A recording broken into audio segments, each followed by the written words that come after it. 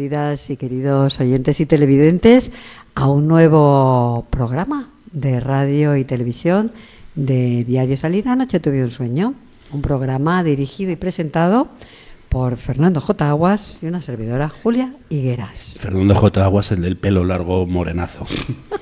Comenzamos nuestra aventura radiofónica semanal de Diario Salir. Anoche tuve un sueño, ya después de Semana Santa y con Julia en el estudio tras su periplo por las Américas. ¿No te ibas a quedar en Paraguay? Pues mira que estuve a puntito, me faltó nada, pero es que quería volver a verte. Qué lástima que no te quedaras. Echaba de menos, Fernando, no te lo creerás, y a Javier también, a nuestro querido Javier Sandoval también le echaba de menos, por eso estoy aquí, ¿eh? Llevo un mes sin venir al estudio, se dice pronto. Te estaba bromeando porque también se te ha echado de menos aquí. No es lo mismo tenerte al lado que verte ahí en un ventanuco detrás.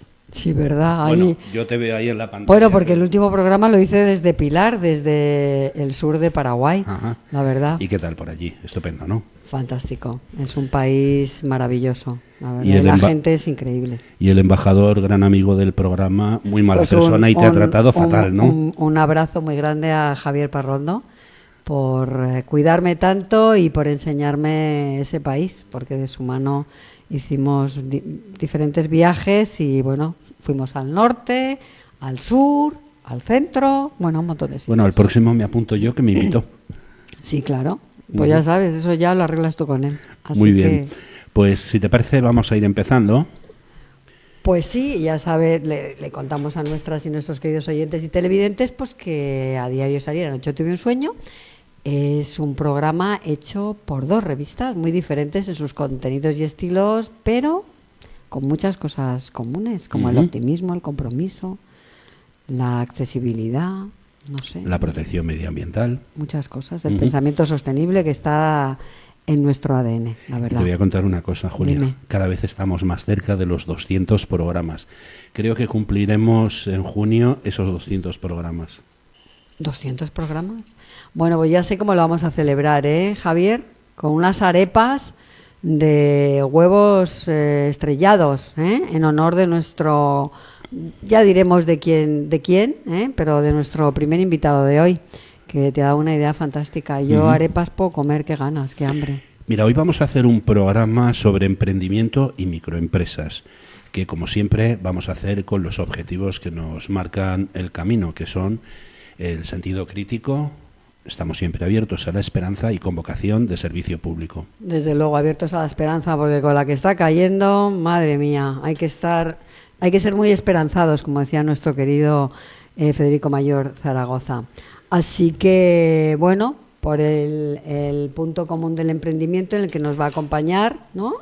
Manuel Lencero, que ya está con nosotros en el estudio, y Víctor Delgado García. Manuel Lencero es cofundador y CEO de Unlimited España, que es una organización que lleva más de 10 años apoyando a emprendedores que quieren transformar el mundo a través de sus proyectos. Y Víctor Delgado es secretario general y director de la Asociación Española Multisectorial de Microempresas, AM, microempresas que son el motor silencioso que sostiene una buena parte de la economía. Y tenemos ya, como decías, Julia, en el estudio a nuestro primer invitado de hoy. Pues y sorprendentemente también a ti. A mí, ¿verdad? Que ya estoy aquí. Bueno, hoy quería comentar una cosa. He leído en el periódico que, o alguien me ha mandado, no sé, porque leo tantas cosas que ya no sé, que 2 o 3 de cada 5 emprendedores tienen que buscar ayuda psicológica, porque es muy difícil emprender en este país. Pero bueno, de eso vamos a hablar también con Manuel Lencero. Así que empezamos. Esto es Diario Salir. Anoche tuve un sueño. Y como no me lo voy a ahorrar, saludamos a nuestros oyentas, televidentes y televidentas. Pues nada, ya saben, todos esos y todas esas, un nuevo y cordial saludo desde Madrid. Pues al tajo.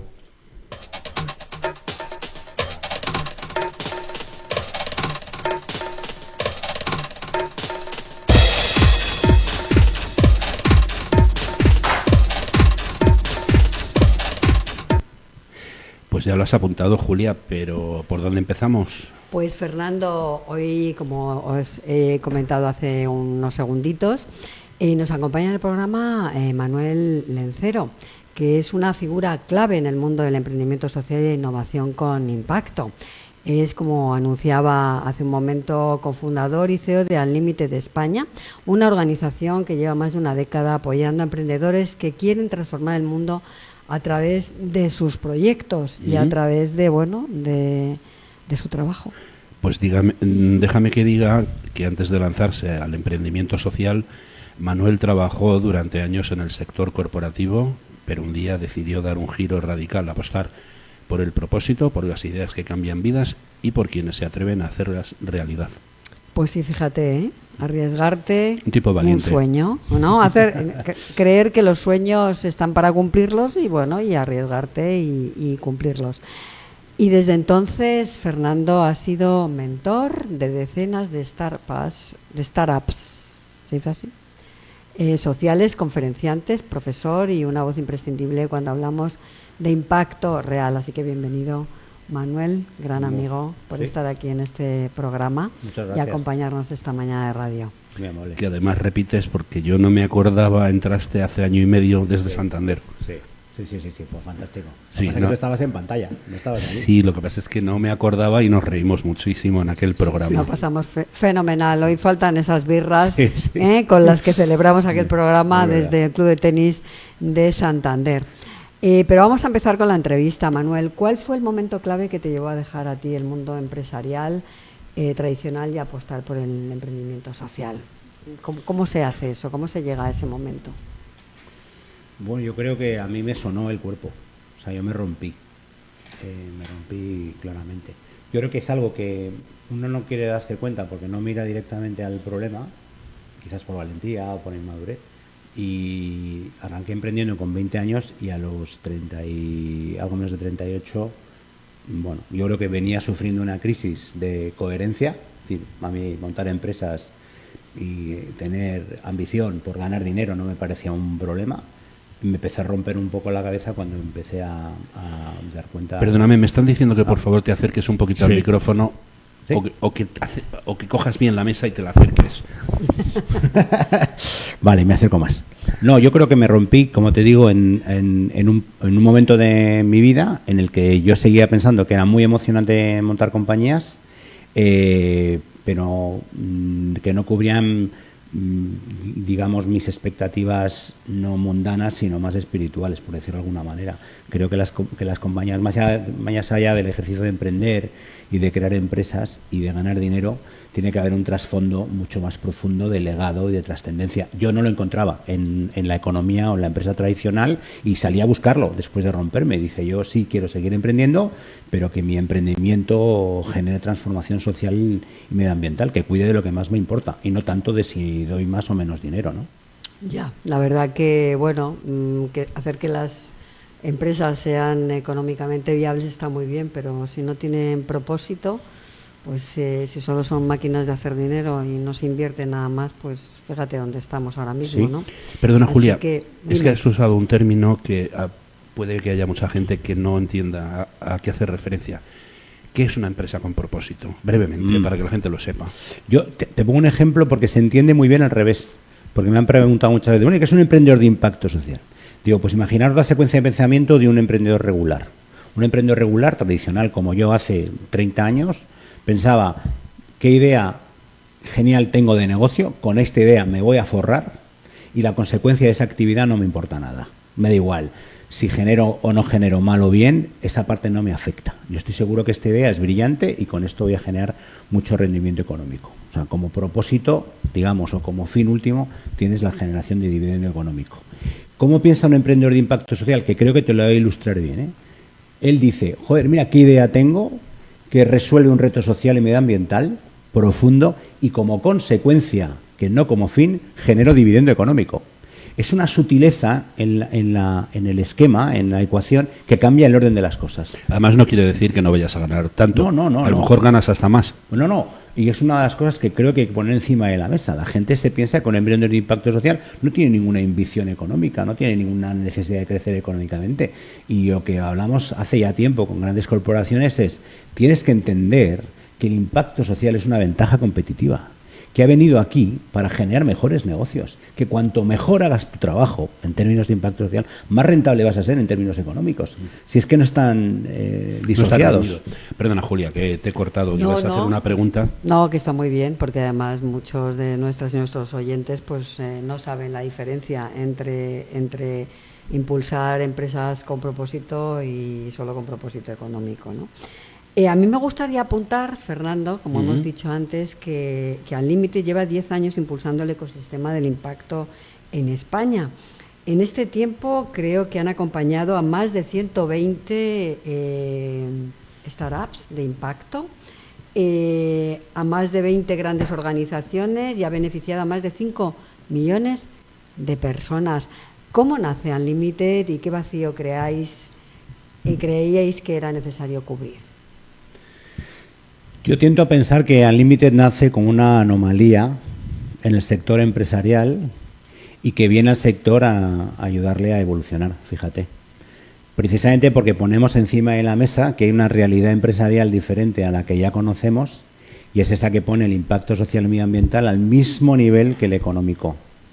Entonces, nace con la voluntad de, por un lado, ser hacedor, crear compañías de startup de impacto social. ¿Por qué? Porque queríamos demostrar que las startups de impacto social eran realidades de mercado. No era una entelequia, ni era una asociación, ni una fundación, ni no una ONG. Tenían planes de negocio consolidados que, a propósito de poner la estrategia en el impacto social, eran muy rentables. Con lo cual, empezamos acelerando compañías de impacto social. Pero como queríamos, por propósito de la organización, crear una nueva cultura empresarial que pusiese el impacto, como digo, en el centro de la ecuación, lo hacíamos a través de interactuar con grandes corporaciones que veían en nosotros y siguen viendo una potentísima herramienta de innovación, de cuestionarse si sus modelos de negocio son mejores o no para el planeta y de evaluar si efectivamente el impacto social es una ventaja competitiva y que ha venido para quedarse y para hacer las compañías más poderosas. Teníamos esa voluntad de generar cierta disrupción. Ya nos has contado qué te motivó personalmente para tomar este camino. Nos has explicado la diferencia entre un emprendedor social y uno más tradicional, pero ¿cuáles son los errores más habituales que cometen quienes arrancan con proyectos de impacto? ¿Qué has observado tú en esta línea? Pues mira, te voy a decir una cosa un poco por normalizar todo esto. Los mismos errores que comete un emprendedor tradicional, ¿eh? Es decir, ¿qué es lo que hace muy bien Unlimited con una startup de impacto?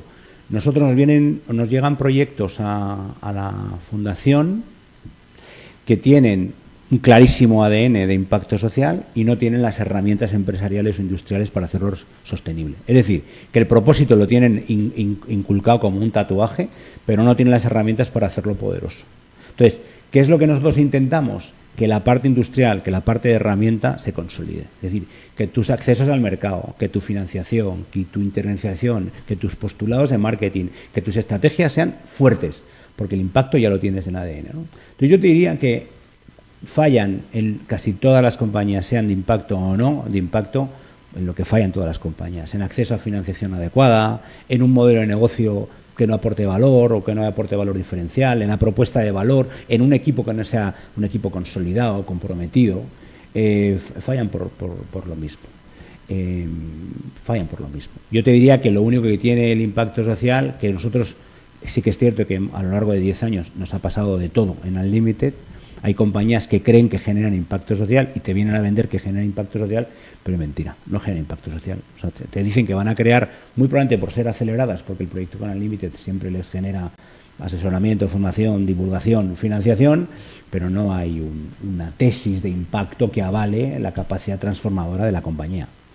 Fíjate, ahora estaba pensando, Manuel, estaba leyendo, ¿no? Que lo sabía, pero bueno, lo estaba leyendo, que Harvard os estudia Unlimited como un caso de éxito. Y esto es un orgullo porque esta universidad es una universidad que está luchando por la libertad de cátedra en este momento en el que realmente el gobierno de Donald Trump está intentando coartar todas las libertades, la libertad de pensamiento, etcétera, etcétera, etcétera. Les ha retirado muchos fondos.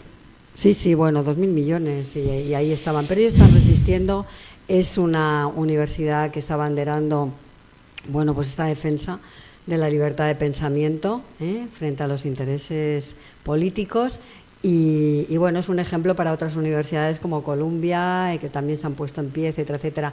Para vosotros, que este reconocimiento internacional, supongo que lo valoraréis de una manera muy positiva. Ha sido no sé, yo te diría, Julia, que es un premio de 10 años de tenacidad, de aceptar el hecho de que vinimos al mercado como una anomalía con cierto grado de locura.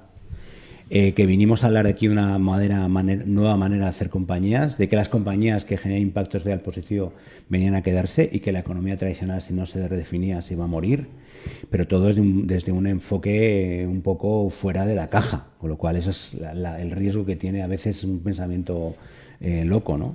Y han sido 10 años pues luchando un poco contra la corriente y contra el viento, y con mucha reunión muy frustrante con CEOs de grandes corporaciones que ni te entendían y que nos miraban como estás hablando de locuras, hasta que hace aproximadamente 3 años, y a través de ESADE, Harvard pone ojos en Unlimited y se pregunta cómo estos tíos son capaces de llegar a un país como España y generar un cambio sistémico como el que están generando, ¿no? Y no pueden estar tan locos. Porque, de hecho, si algo hace Unlimited muy bien es que somos buenos hacedores. Nosotros no hablamos, o sea, echamos mucho más de menos la acción que la palabra. Entonces, pasamos permanentemente a la acción. Y es verdad que todo lo que hemos ido haciendo en 10 años es generar un cambio sistémico en nuestro país. Creamos SpainUp, que es la gran alianza nacional, digamos, de iniciativas de impacto para ayudar al gobierno a implementar o hacer entender que esta nueva economía viene a quedarse, una de las primeras aceleradoras de impacto del país. Nuestro Círculo Unlimited es un círculo virtuoso de agentes claves del cambio, es una comunidad de ejecutivos curiosos y con ganas. Y es todo este cambio que fuimos creando durante 10 años, que fíjate que al principio yo lo pensaba, digo, si no fue tan intencionado, pero es verdad que nosotros ponemos en el centro empresas con propósito. O sea, ¿cómo pueden las compañías cambiar el mundo, ¿no? A esto a Harvard le llamó mucho la atención. Entonces nos estuvo estudiando 3 años, investigando 3 años, entrevistándonos 3 años, y en noviembre del año pasado estáis publicados como caso de estudio de Harvard. Vuestro caso se va a estudiar en más de 170 universidades en todo el mundo.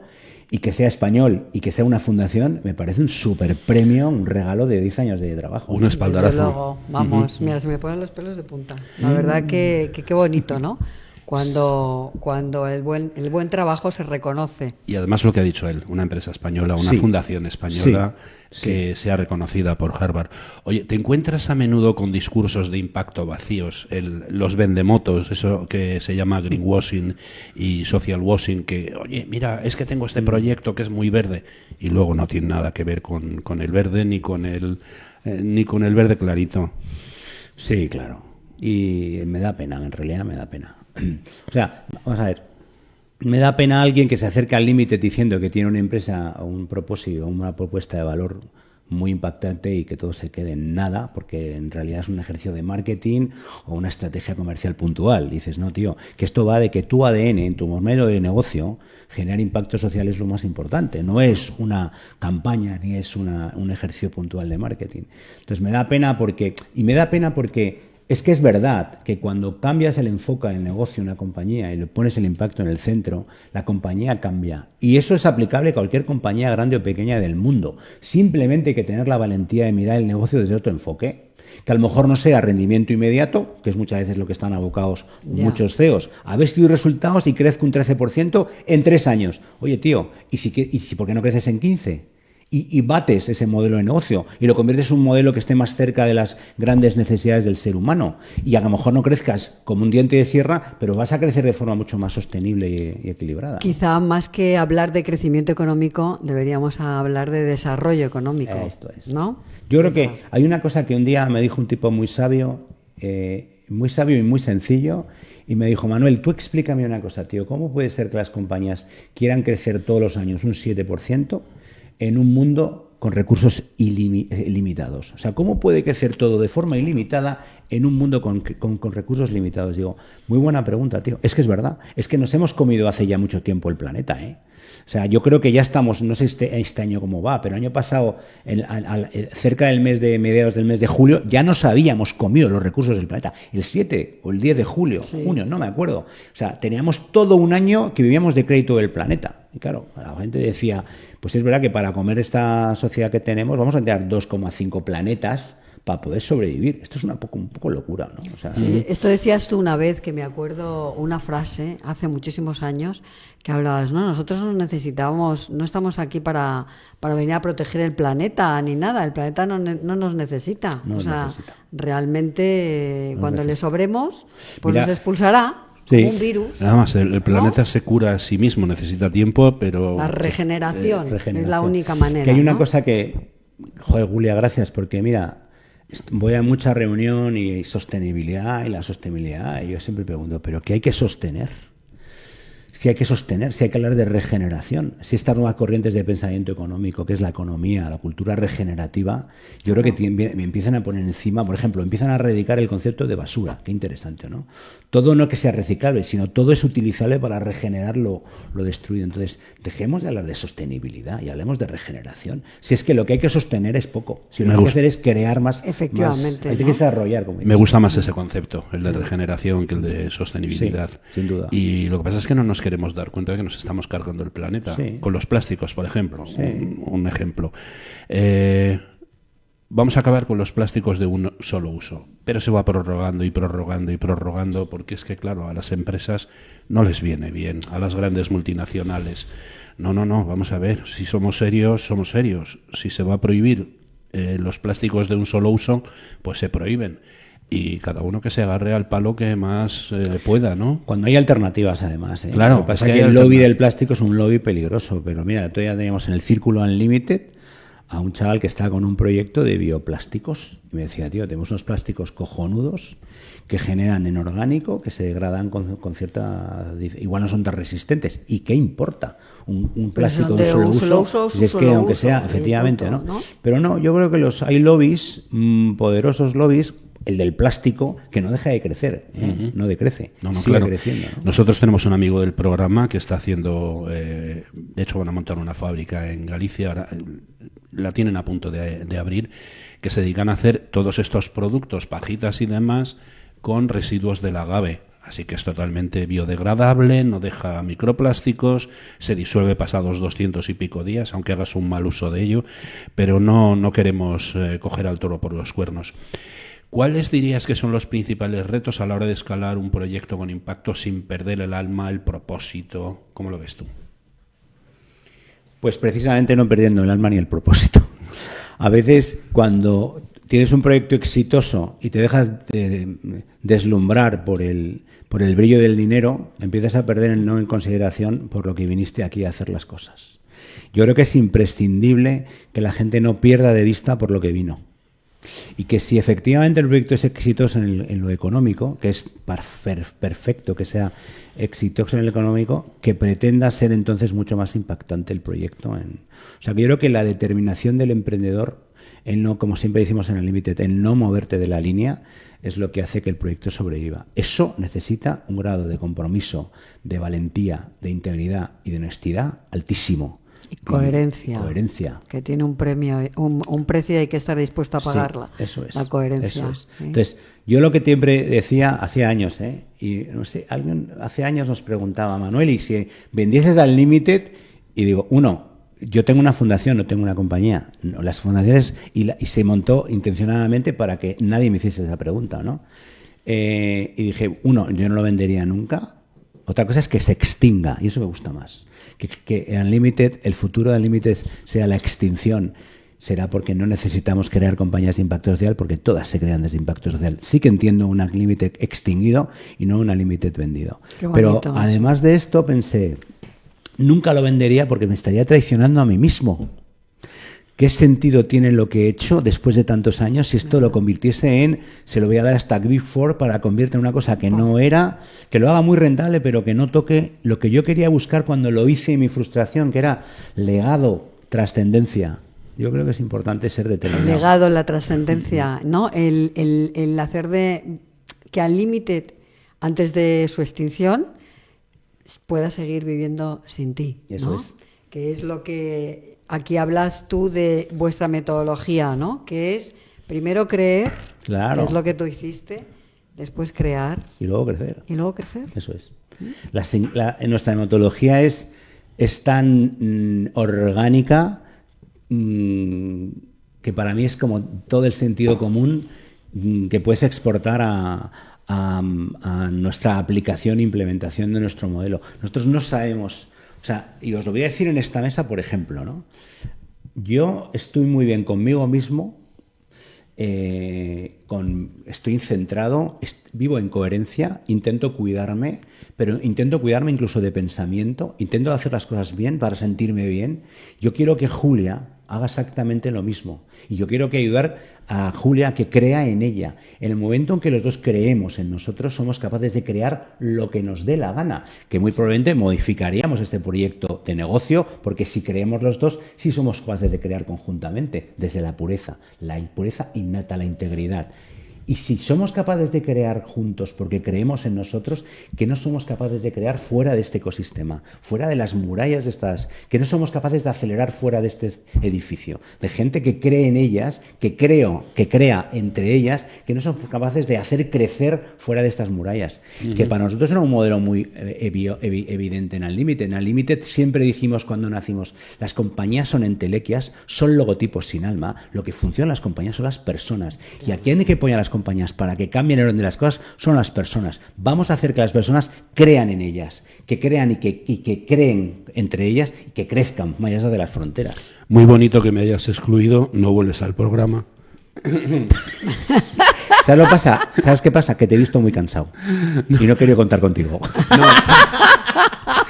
No, ya, no seas malo que te he contado que creo que te ha dado la primavera, macho, y me has dado y digo, no quiero meterte.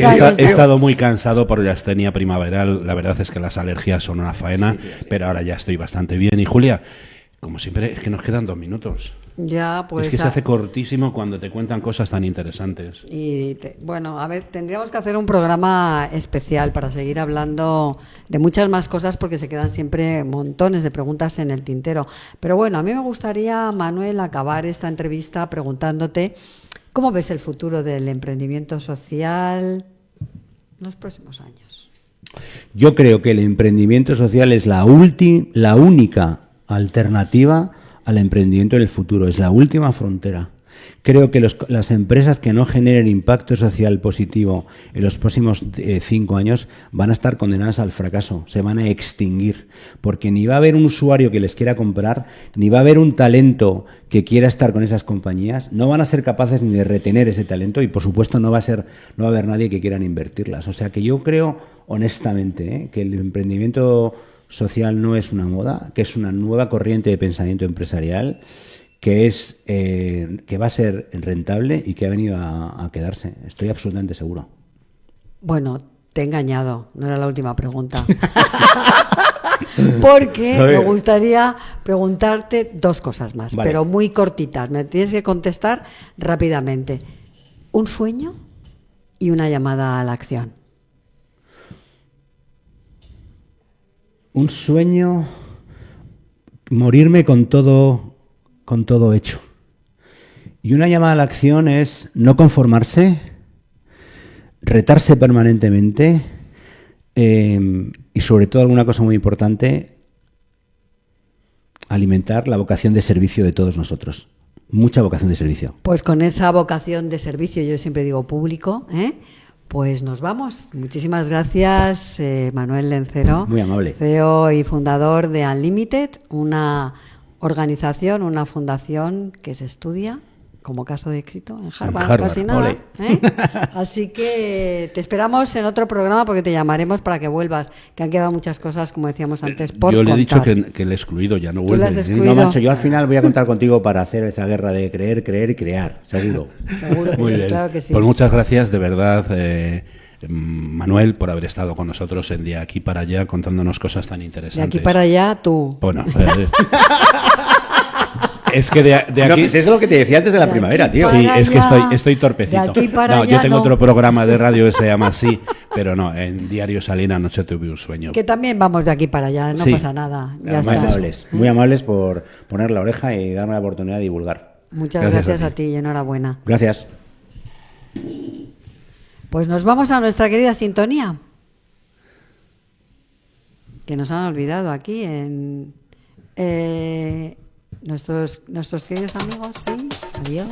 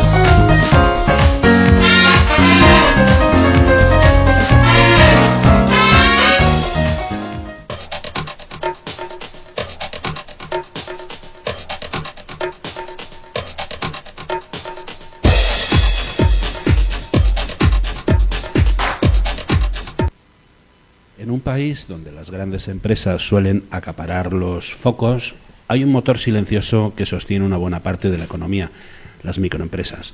Detrás de cada pequeño comercio, autónomo o emprendedor que arranca con lo justo, hay historias de esfuerzo, innovación y mucha capacidad de adaptación. Pues sí, Fernando. La Asociación Española Multisectorial de Microempresas, la AEM, con doble M, es una excelente oportunidad para obtener una visión profunda sobre el estado actual, los desafíos y las oportunidades a las que se enfrentan las microempresas en España. Una entidad que lleva años luchando para dar voz y apoyo a ese tejido empresarial que, aunque pequeño en tamaño por empresas, tiene gran importancia en la economía y su impacto en esta pues es realmente grande. Julia, ¿y qué necesitan realmente las microempresas para crecer? ¿Qué papel juegan en el futuro económico de España? Vamos a descubrirlo en los próximos minutos y para hacerlo tenemos con nosotros a Víctor Delgado García, secretario general de la Asociación Española Multisectorial de Microempresas AEM. Muchas gracias, Víctor, por estar con nosotros en Diario Salir. Anoche tuve un sueño. Un placer, claro que sí, Fernando, Julia. Estoy encantado de estar aquí con vosotros y poder dar luz, ¿no?, a todo esto que habéis iniciado, ¿no?, en vuestro speech inicial, que es muy, muy importante, ¿no?, los datos que acabáis de dar. Has visto que hoy es un programa especial que nos dedicamos a la empresa, microempresas, empresas con propósito. ¿Qué te ha parecido la entrevista anterior? Muy, muy interesante. Yo espero pasármelo la mitad de bien, por lo menos, que el compañero que ha estado con vosotros antes. Así que encantado. Lo vamos a intentar, pero además tenéis muchas cosas en común y es bueno que os conozcáis. Bueno, ya os conocíais, pero más todavía. Pero vamos a presentar a Víctor, que tiene una larga trayectoria comprometida con el impacto del tejido empresarial más pequeño, pero no por ello menos importante. Víctor es una voz autorizada en la defensa y promoción de las microempresas en España y desde su rol en AEM trabaja cada día por visibilizar los retos y necesidades de miles de autónomos, emprendedores y pequeños negocios, facilitando su crecimiento, su digitalización y su integración en un entorno cada vez más competitivo, con una mirada realista pero optimista. Es un firme defensor de que las microempresas no solo forman parte del presente económico, sino que serán protagonistas en el futuro. ¿Es así? Totalmente. Además, bueno, no quitaría ni una coma de la presentación, ¿no? Mucho recorrido, Fernando. Fijaros que estamos hablando de que AEM lleva 20 años en el mercado.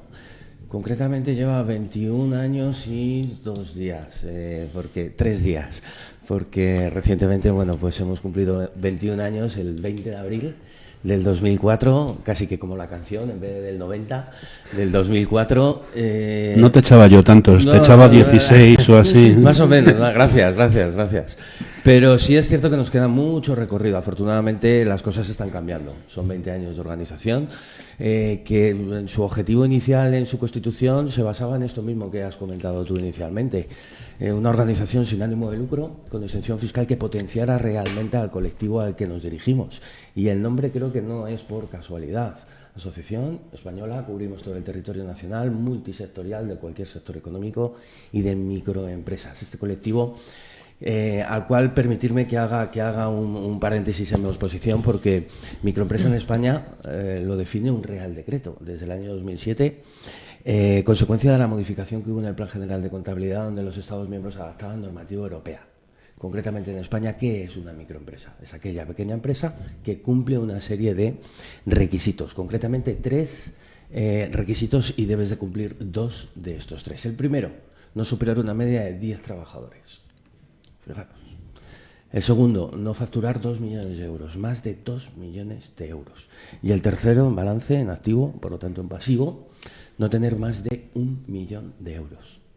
Cumpliendo 2 de estas 3 características, estás considerado microempresa, que es el empresario individual, el autónomo, y el empresario societario, generalmente sociedades limitadas, pero que pueden ser comunidades.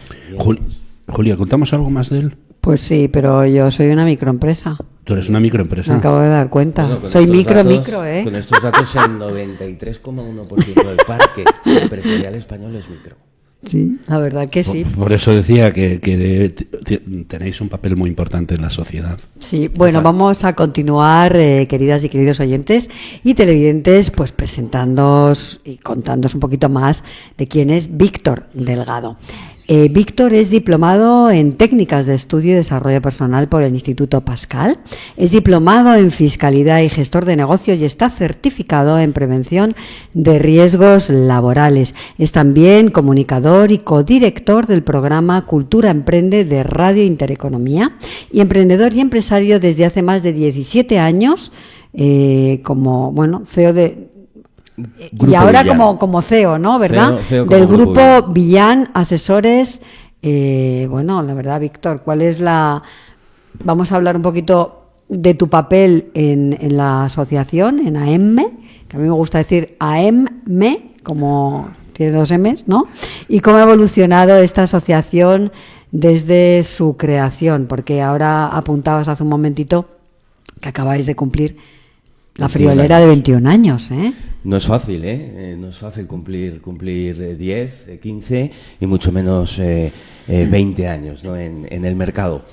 ¿Cómo nace AEMME? Pues al final, conocedores de un poco de la situación económica del país. El presidente de la asociación, debo decir que antes de presidente es padre, y es mi padre, es Víctor Isidro Delgado Corrales. Anda. Por lo tanto, nace desde esa posición, ¿no? y desde ese desarrollo y conocimiento de que él, bueno, pues ya había participado y aportado como directivo a asociaciones profesionales en su carrera. Y consecuencia de ello vimos la oportunidad. Estoy hablando del año 2004 hasta el año 2007. No hay un Real Decreto que defina la microempresa, que casi visionario, ¿no? El presidente de la asociación a la hora de definir una organización que efectivamente, bueno, pues definiera el corto, medio, largo plazo en el desarrollo de su expansión. Hablamos el largo, llegar a tener la representación institucional de este colectivo empresarial como patronal de la microempresa. Asociación Española Multisectorial de Microempresas solo puede haber una en ese sentido, ¿no? Por lo tanto, definir ese largo plazo como llegar a tener esa representación institucional, claro. Mientras que llegamos al corto, definimos el medio y el corto, ¿no? Hasta que llegamos al largo, definimos el corto y el medio. El corto, ayudar a entender qué es esto del emprendimiento, qué es esto de la empresa, a estos pequeños empresarios que, en muchos de los casos, no vamos a entrar en el debate porque se nos iría el tiempo. Nacen o se hacen, nacían o se hacían, no tanto vocacionalmente como sí desde una posición más de necesidad.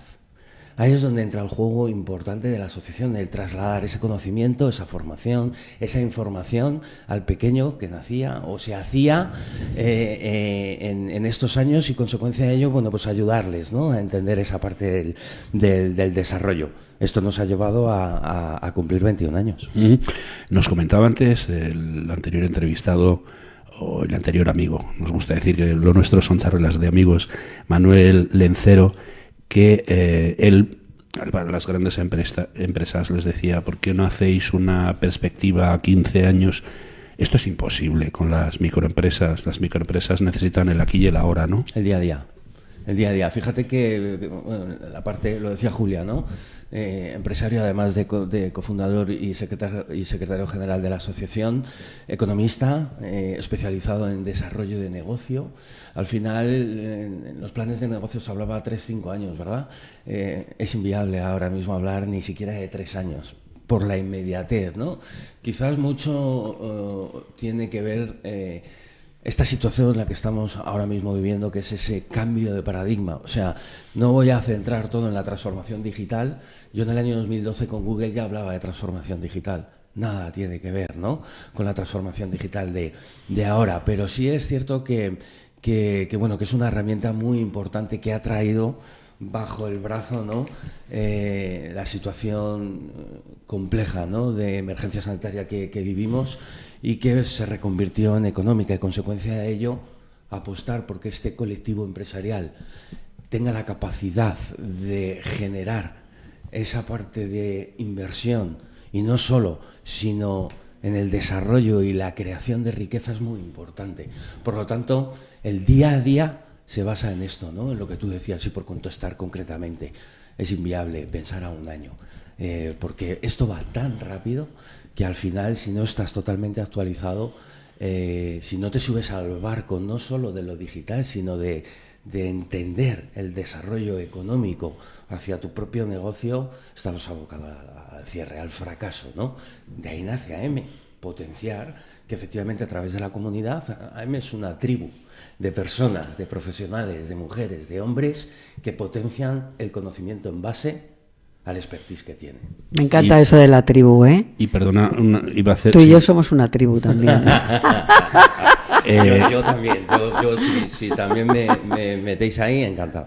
Oye, brevemente, y esa inmediatez hace que muchas empresas no lleguen ni siquiera a los 2-3 años de vida, ¿no? Fíjate, hay un análisis que no es mío, es del Ministerio de la Dirección General de la Pequeña y Mediana Empresa, que habla de que la pequeña empresa que nace de reciente constitución muere al 5.º año en un 62%. Oh, madre mía.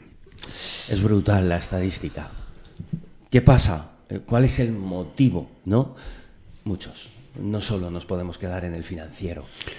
Luego vamos a hablar de eso, porque también seguro que tiene algo que ver con las ayudas estatales y con la defensa que puedan hacer para ellos. Tú antes comentabas que era un optimista, ¿no? Sí, sí. Entonces, convencido. Eso, si no, no estaría aquí después de 20 años, ¿no? Bueno, de hecho, le he invitado a los premios optimistas comprometidos de tu revista. Por supuesto. Ahí el día 20 de mayo, eso que no lo hemos dicho, a nuestras y nuestros queridos oyentes y televidentes, el 20 de mayo celebraremos la 11ª edición de los premios optimistas comprometidos en el Museo Reina Sofía. Estaba dando pie a ello. Muchas gracias.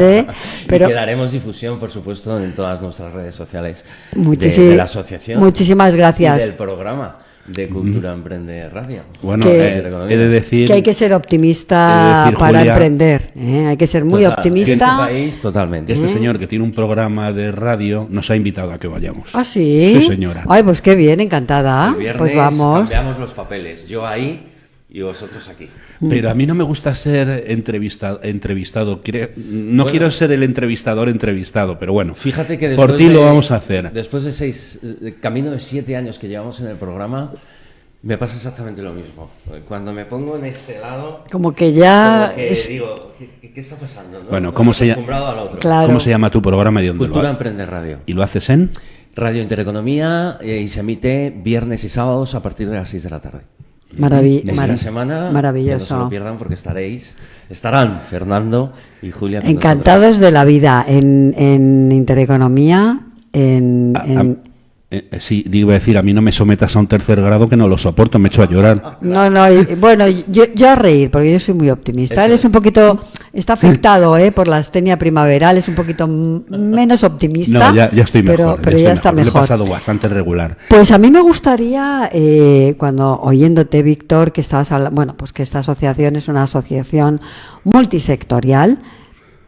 ¿Qué sectores? Porque están representados en la asociación. Pues mira, lo que más predomina dentro de la organización es todo aquel profesional independiente, esta sociedad limitada que se dedica sobre todo a dar servicio en base a la formación, a la consultoría, al marketing, a la comunicación, a las ventas. O sea, yo lo defino y lo denomino como el sector servicios.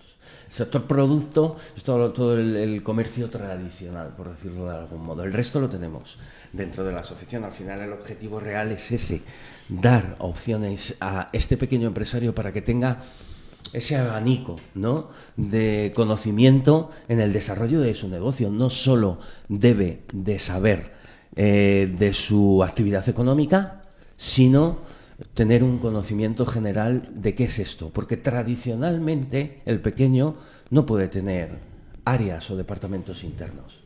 El área de comunicación, de marketing, laboral, de ventas. ¿Qué hace? Lo externaliza. Ahí es donde entra un poco la comunidad de AM. Tú dedícate y posiciónate, profesionalízate en lo que realmente crees que pueda generar valor, tus conocimientos. Del resto, sí, fórmate, infórmate, pero y luego subcontrátalo. Y además que vas a poder subcontratarlo mejor porque ya tienes un conocimiento generalista. Víctor, una cosita. Estabas hablando de comunidad, ¿no?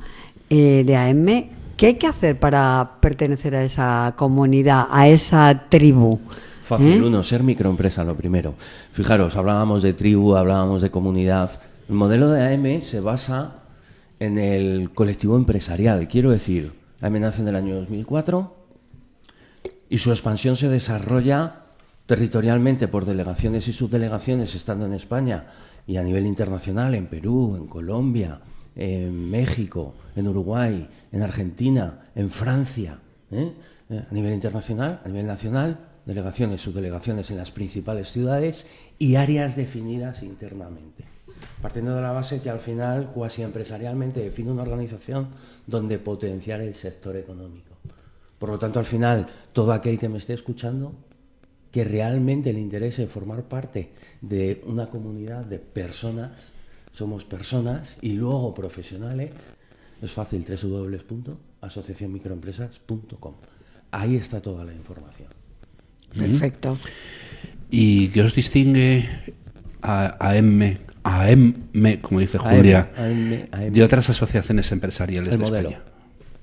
Prácticamente el modelo. Estamos acostumbrados a conocer una asociación empresarial de un modelo donde se generaba, se constituía, se desarrollaba y daba servicio al asociado por un módico precio, una módica cuota, ¿verdad? En áreas laboral, contable, fiscal, marketing, comunicación. AM no tiene producto, no tiene servicio. Potencia el producto y el servicio de sus propias empresas asociadas. Acordaros que os decía que AM es una entidad sin ánimo de lucro y con exención fiscal. ¿Y cómo lo hace? ¿Cómo potencia? Claro, a través de dos líneas de actuación. La visibilidad. Aprovechamos al máximo las herramientas que nos brinda el Internet, la web, con espacios dedicados a que haya escaparates para las propias empresas asociadas. El blog, artículos relacionados con tu actividad económica. Las redes sociales, más de 30.000 usuarios activos.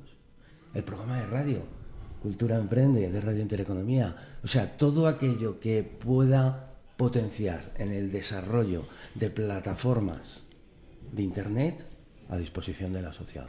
La otra variable muy importante es las actividades que podamos desarrollar. Cuento más de 800 eventos que hemos realizado en 21 años. 800 eventos destinados al conocimiento, no a vender un libro concreto. Este es mi producto y cuesta X. No, es qué valor añadido tiene tu producto. ¿Por qué deberían de contratarte? Ese es el objetivo real. Por lo tanto, al final, imaginaros la visibilidad que le puedo dar al pequeño solo con la parte tecnológica, digital y, claro, las actividades. Es un ecosistema al final, ¿no?, que habéis creado para, además, entre las microempresas, pues que también se conozcan y puedan interactuar entre ellas, porque eso es, ¿no? Al final, el pequeño lo que va buscando es ese, contactos. Claro. Desarrollo de negocio, ni siquiera digo vender, porque al final a una organización de este tipo no se viene a vender, se viene a participar, a aportar. Has hablado de eventos, has hablado de hacer networking y en esa línea estáis desarrollando programas específicos de apoyo y de asesoramiento, pero además tenéis varios proyectos en marcha. Creo que el Congreso de la Mujer, multiplicando voces, mujeres que dejan huella, el Congreso de la Mujer Rural, el evento sobre inteligencia artificial. Hacéis cosas bastante interesantes. Las actividades nacen en consecuencia un poco de demanda del mercado. ¿Qué necesita el empresario a la hora de tener ese conocimiento? Sí es cierto que el Congreso de la Mujer, bueno, pues nace en el año 2008 con unas jornadas dedicadas a la mujer emprendedora y a la microempresa. Definíamos una hoja de ruta para que conociera qué necesita saber a la hora de poner en marcha su actividad de negocio. En el año 2018 reconvertimos esas jornadas que hicimos por toda España hasta 8 ediciones y montamos la primera edición del Congreso de la Mujer en empleo, emprendimiento y microempresas, junto con la Fundación Bancaria La Caixa, en el Caixa Forum, donde afortunadamente salió muy bien. Recibimos unas 600 acreditaciones, lleno absoluto. 2019 recuperamos otra vez el Congreso en su segunda edición, más de 1000 inscripciones. 2019, ya sabes, 2020 tuvimos que parar, ¿verdad? Recuperamos 2024, nos vamos a Valencia, al Teatro Musical, un teatro espectacular de la ciudad de Valencia, si lo conocéis. Sí, maravillosa ciudad, además ahora un buen lugar después de lo que ha pasado, ¿no? Sí, es cierto, para fijaros, ponerlos en el foco y apoyar. 2024, ¿no? El 23 de octubre del 2024 hicimos nuestro congreso en Valencia, 6 días de la gana. Y muy interesante lo de la mujer rural. Y de ahí nace, tercera edición Valencia, la cuarta edición nace a través de otro empresario asociado, José Luis Cosío, y tú repueblas la cuarta edición del Congreso de la Mujer, y damos el salto al territorio rural, haciendo 5 congresos en el año 2025 en ayuntamientos, en municipios de ayuntamientos de menos de 5.000 habitantes. Estamos por toda España y paralelamente montamos actividades como multiplicando voces, mujeres que dejan huella, con la Universidad Pontificia Comillas, donde hablar y escuchar a todas aquellas mujeres que efectivamente, bueno, pues han dejado, ¿no?, su impronta y su huella en el marco de la microempresa. Pues sí, la verdad. Julia también hace muchas cosas con comillas. Sí, huella positiva, ¿no? Huella positiva, efectivamente. Pues la verdad que enhorabuena por todo ese trabajazo que habéis. Fácil, ¿eh? No, ya lo sé. No es nada fácil, sé que es muy difícil, pero bueno. Hay Pero que ser quizás, optimista y hay que comprometerse con los proyectos, ¿no? Lo que hablábamos. La dinámica y claro. sobre todo el concepto que el empresario tiene de asociación empresarial. Claro, claro. El cómo fomentar una asociación diferente hace que el modelo de AM funcione. La verdad que es difícil y estar 21 años en el candelero, en el candelabro que en el decía candelabro, aquella. ¿no? Pues la verdad que es bien difícil. Víctor, ¿qué sectores están mostrando más resiliencia y capacidad de adaptación o de crecimiento en este momento que en el que estamos viviendo? Y luego me gustaría hablar de aranceles. Bien. Por ejemplo. A ver, ¿no? en la parte del sector empresarial, la microempresa siempre ha tenido la capacidad de reinventarse, renovarse o morir. Por lo tanto, siempre ha sido muy innovadora. O sea, consecuencia de ello hemos tenido perfiles, y ahí ya sí, profesionales. Acordaros de cuando entró el coaching en España, muchos formadores hicieron esa reconversión y esa formación hacia ese sector económico. Muchos de ellos un bluff. Muchos de ellos un bluff, efectivamente. Te vas a encontrar en cualquier sector económico esa parte de bluff, en cualquiera, sea la formación, sea, bueno, mira mi sector, ¿no? Asesoría fiscal, economista, pues exactamente igual, ¿no? Por lo tanto, hay sectores, el comercio lo ha pasado muy mal, pero quizás es un poco consecuencia de no haber sabido, ¿no?, adaptarse a la nueva realidad. Repito, ahora mismo estamos viviendo un cambio muy importante. Ese paradigma del cual yo os hablaba es una realidad. O sea, el negocio que se hace ahora no se hacía hace 5 años No. Y ni muchísimo menos hace 10. Me vas a perdonar, estamos acercándonos a la media hora, aunque parezca mentira, da gusto cuando estás... Se pasa, ya sabemos cómo se pasa esto. Se pasa muy deprisa y se nos Rápido, quedan muchas rápido. cosas en el tintero, pero lo había mencionado antes, me gustaría saber si tú crees que las políticas públicas actuales favorecen el crecimiento de las microempresas, les apoyan de alguna forma...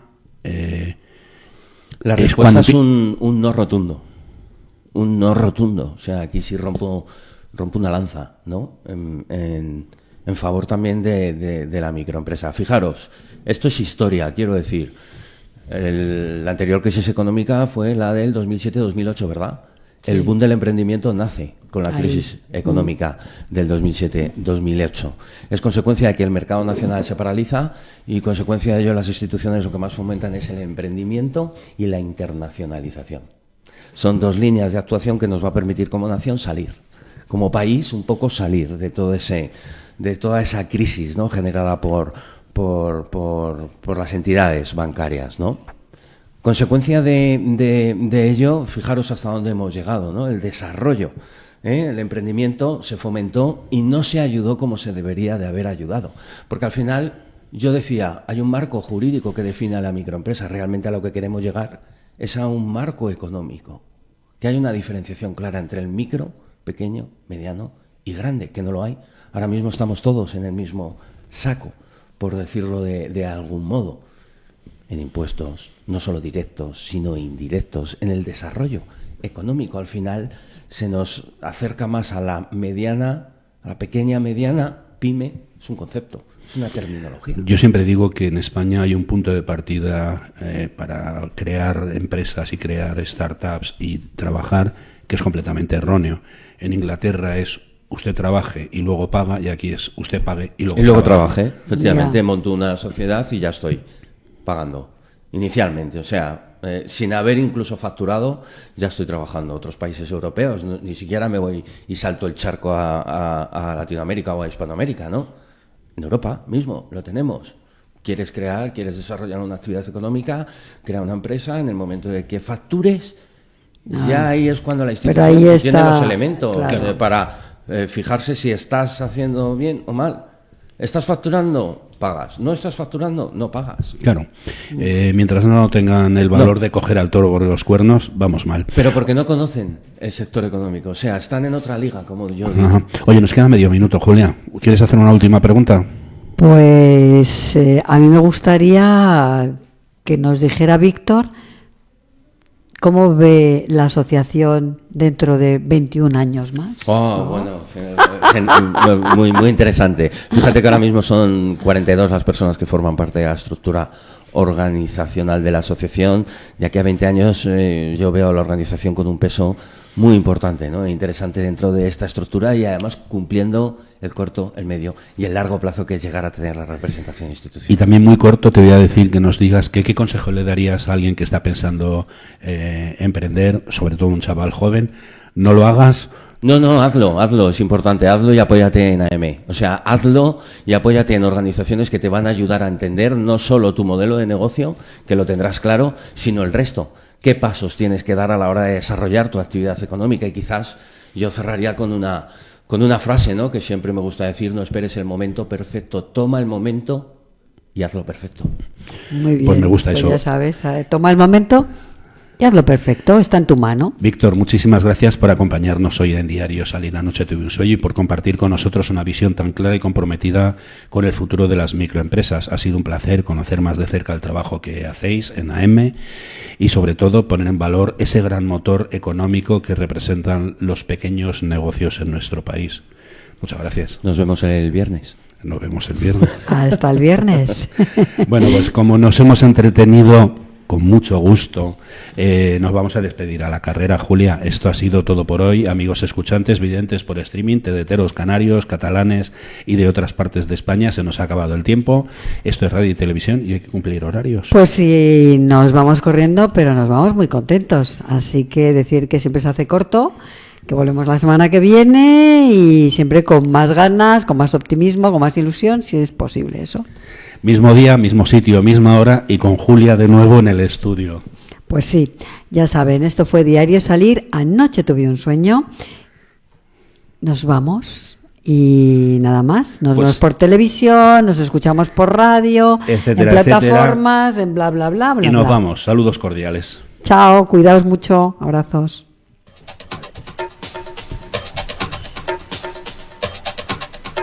Para la propaganda, porque tenía que salir.